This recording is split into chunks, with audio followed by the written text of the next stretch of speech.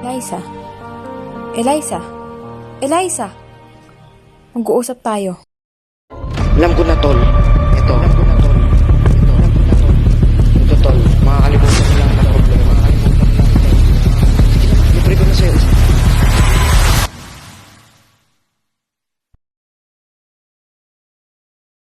Ang gateway drugs ay mga sangkap ng droga na nagdudulot sa mga tao na gumamit ng ipinagbabawal na gamot, gaya na lamang ng mga drogang iligal.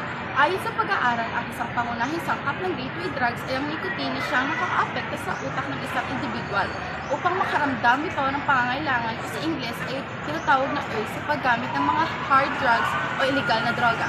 Ang mga halimbawa ng gateway drugs na kadalasang ginagamit ng mga individual ay ang alak o sigarilyo na kung saan ang patuloy na paggamit nito ay pagsasanhi ng pagkakakulong sa paggamit ng illegal na gamot.